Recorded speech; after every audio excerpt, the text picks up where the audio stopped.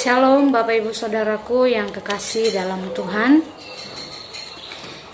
Bertemu lagi di channel Nike Simanjuntak. Saya berharap Bapak Ibu Saudaraku tetap diberkati dan dilindungi oleh Tuhan.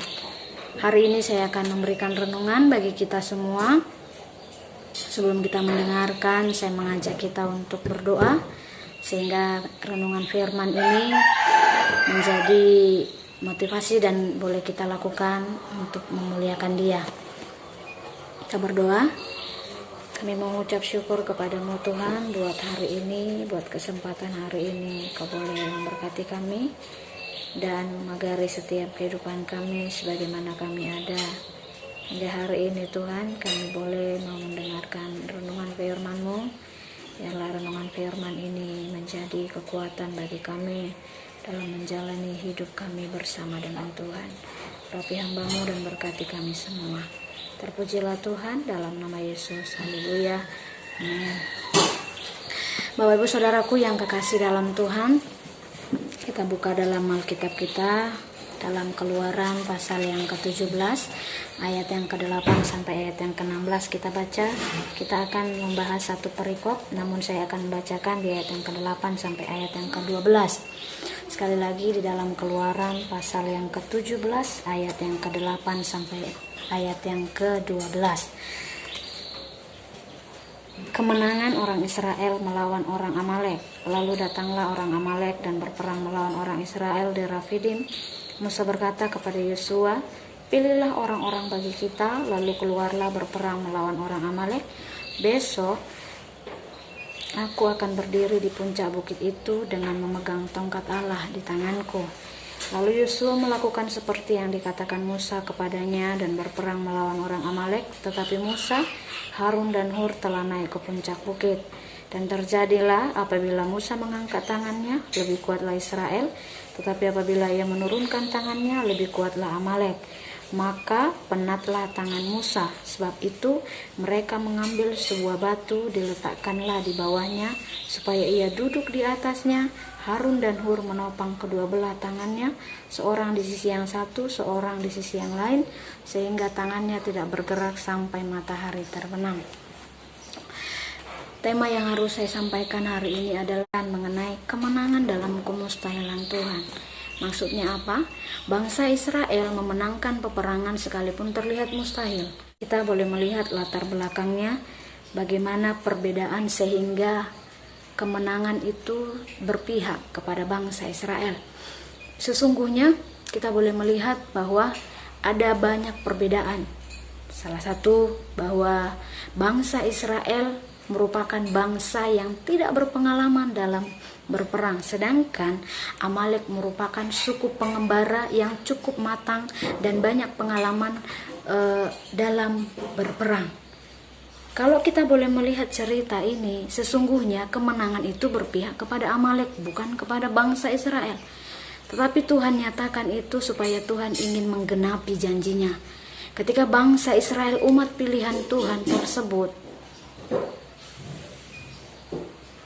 akan menang. Kita boleh melihat Amalek sendiri adalah suku pengembara atau sebuah ikatan suku-suku pengembara. Menurut Kejadian 36 ayat 12, mereka kelompok bangsa Edom. Nah, tempat kediaman mereka di padang gurun antara Sinai dan daerah barat daya Palestina. Nah, pasal ini berisikan tentang perjalanan bangsa Israel keluar dari tanah Mesir, menuju tanah perjanjian, menuju tanah Kanaan, menuju sesuatu yang Tuhan janjikan bagi bangsa Israel.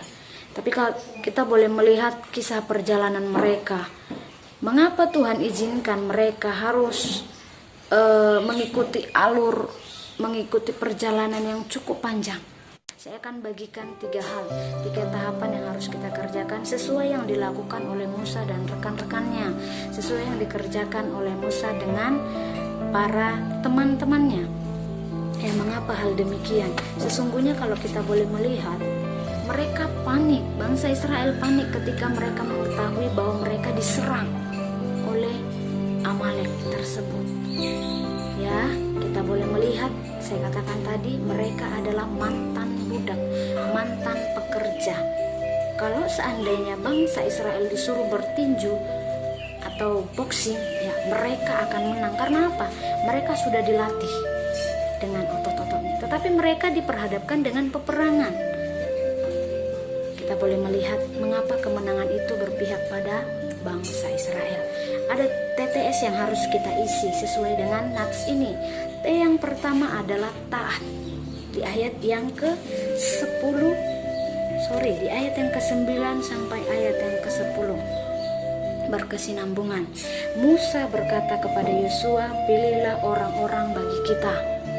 Ya, di ayat yang ke-10, lalu Yosua melakukan seperti yang dikatakan Musa kepadanya. Di mana letak ketaatan itu? Di ayat yang ke-10, lalu Yosua melakukan seperti yang dikatakan Musa. Kata melakukan di sini adalah taat. Kata melakukan di sini adalah patuh. Kata melakukan di sini adalah mengerjakan. Tidak ada kata bantahan, turut. Bapak Ibu Saudaraku yang kekasih, kita mau hidup dalam kemenangan. Ketika kita mau hidup dalam kemenangan, kita harus taat. Letak ketaatan itu sesungguhnya sangat berfaedah. Bapak Ibu Saudaraku yang kekasih, hidup kita mau senantiasa boleh taat. Haleluya.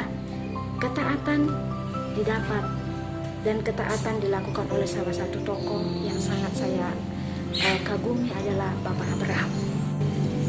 Karena dia mau taat, Tuhan perintahkan untuk meninggalkan tempat kediamannya. Tuhan perintahkan untuk meninggalkan kenyamanannya. Tuhan perintahkan untuk meninggalkan setiap apa yang dia punya. Dia mungkin akan berkata, mengapa saya harus tinggalkan? Karena saya sudah nyaman di satu tempat. Tapi Tuhan mau memberikan janji. Ketika mau hidup taat, ada janji yang akan kita terima. Apa yang diterima oleh Abraham ketika dia mau taat? Janji keturunan dia terima. Sama seperti kita merupakan adalah keturunan dari Abraham. Janji kemasyuran, dia terkenal, tersohor. Tuhan janjikan itu karena dia mau hidup taat. Nabi Nuh, dia mendirikan sebuah batra. Ketika Tuhan perintahkan untuk mendirikan batra, bukan di bawah tetapi di atas gunung. Ya, sekalipun kelihatan konyol dan terlihat gila, tetapi dia mau taat. Karena apa? Keselamatan terjadi di keluarga Nuh. Bapak Ibu Saudaraku, kita mau menang sekalipun terlihat dan mustahil. Ingat, bagi Tuhan tiada yang mustahil. Hiduplah dalam ketaatan. Yang kedua, kita mau tekun. Di mana letak ketekunan itu? Di ayat yang ke-10 sampai ayat yang ke-11, bagian ayat yang ke-10 bagian B. Tetapi Musa, Harun dan Hur telah naik ke puncak bukit. Dan terjadilah apabila Musa mengangkat tangannya, lebih kuatlah Israel, tetapi apabila ia menurunkan tangannya, lebih kuatlah Amalek. Apa maksud dari firman ini? Ketekunan terletak di mana? Musa pun bertekun. Dia naik ke puncak bukit bersama rekan-rekannya Harun dan Hur. Setelah dia memerintahkan Yosua untuk memilih beberapa orang-orang pilihan untuk memerangi Amalek, dia juga mengambil alih. Dia juga mau taat. Dia mengerjakan bagiannya dan rekan-rekannya. Dia naik ke puncak bukit supaya ketika dia mengangkat tongkat yang Tuhan perintahkan kepadanya, maka kemenangan berpihak bagi bangsanya. Tetapi ketika dia tidak mau taat dan tidak tekun untuk mengangkat tongkat ini, maka kemenangan itu akan berpihak kepada Amalek. Bapak Ibu Saudaraku, kita mau kemenangan dalam Tuhan. Hiduplah tekun. Tekun dalam hal apa? Kita harus tekun dalam doa. Kita harus tekun dalam beribadah. Kita harus tekun dalam mengiring Dia. Tidak cukup hanya di mulut, tapi di hati juga kita mau tekun. Lalu hal yang ketiga, kita harus belajar solidaritas. Di mana terletak solidaritas? Di ayat yang ke-12, maka penatlah tangan Musa, sebab itu mereka mengambil sebuah batu, diletakkanlah di bawahnya supaya ia duduk di atasnya. Harun dan Hur menombak kedua belah tangannya, seorang di sisi yang satu, seorang di sisi yang lain. Solidaritas terletak di sebab itu mereka. Siapa mereka? Harun dan Hur mengambil sebuah batu. Mereka berinisiatif, mereka berhikmat. Sesungguhnya ketika Musa seharian mengangkat tongkat di tangannya, maka akan terasa penat. Penat di sini adalah lelah. Sesuai dengan Kamus Besar Bahasa Indonesia, penat di sini adalah lelah, capek, payah, susah, tidak kuat untuk menopang. Maka wajar kalau seandainya Musa merasa capek. Untuk itu para rekan-rekannya membantu menolong dia. Apa yang dilakukan mereka? Harun dan Hur menopang kedua belah tangannya, kedua tangan si Musa. Artinya apa? Ada kerjasama yang baik di sini, solidaritas. Mengapa saya katakan solidaritas? Sebab solidaritas adalah senasib, sepenanggungan, kerjasama yang baik. Solidaritas. Maka terjadi kemenangan itu berpihak kepada bangsa Israel. Sesungguhnya kalau seandainya Harun dan Hur hanya melihat Musa mengangkat tangan tanpa membantu dia untuk menopang kedua tangannya, maka kemenangan itu tidak terjadi. Karena apa? Sesungguhnya ketika Musa penat katanya, maka tangannya akan turun, tidak terangkat lagi. Artinya apa? Ada penyerahan diri juga di dalamnya. Bapak Ibu Saudaraku yang kekasih, kita mau berkemenangan. Haleluya. Kalau Bapak Ibu Saudaraku berkemenangan, sekalipun terlihat wah tidak mungkin, mustahil saya mau menang, apalagi sekarang, kemenangan itu akan terjadi bagi kita. Kemenangan itu akan terjadi bagi keluarga kita. Kemenangan itu akan ada bagi masa depan kita. Kemenangan itu akan terjadi bagi hidup kita. Asal kita mau melakukan 3 hal itu. Kita mau mengerjakan TTS kita. Kita mau mengisi TTS kita sesuai yang dilakukan dan dikerjakan oleh Musa dan rekan-rekannya. Yang pertama saya ingatkan kembali, hiduplah dalam ketaatan. Kita mau taat. Yang kedua, kita mau tekun. Taat kita dalam mengiring Tuhan. Taat, tekun, tekunlah melakukan yang baik. Tekunlah mengerjakan keselamatan itu. Lalu hal yang ketiga, bangun solidaritas, bangun kerjasama yang baik. Kerjasama dalam keluarga, kerjasama dalam rumah tangga, kerjasama dalam bersosialisasi. Bapak Ibu Saudaraku, apalagi sekarang kita boleh melihat, tetaplah berserah kepada Tuhan seperti yang dilakukan, seperti yang dikerjakan oleh Musa, Harun dan Hur serta Yosua. Mereka kerjasama, mereka tekun, mereka taat, dan mereka mau berserah kepada Tuhan. Janganlah menyerah, janganlah pasrah dengan keadaan, tetapi berserahlah kepada Tuhan. Ketika kita mampu berserah kepada Tuhan, berarti kita tidak merasa tidak mampu, merasa tidak berdaya. Ketika kita mengangkat tangan kita kepada Tuhan seperti yang dilakukan oleh Musa, dia mengangkat tangannya dengan tekun. Kita mau menyerahkan hidup kita kepada Tuhan. Berserahlah, tapi bukan berarti pasrah.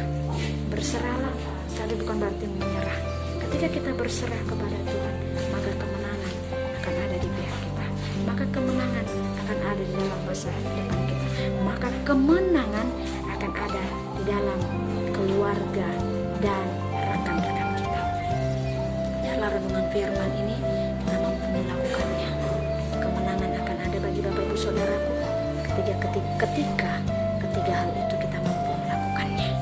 Ketika ketiga hal itu mampu kita bawa, ketika ketiga hal itu mampu kita terapkan, ketika ketiga hal itu kita mampu lakukan dengan baik, maka kemenangan dalam kemustahilan Tuhan akan ada dalam hidup kita. Amin. Biar firman ini menguatkan setiap hati kita. Kita berdoa.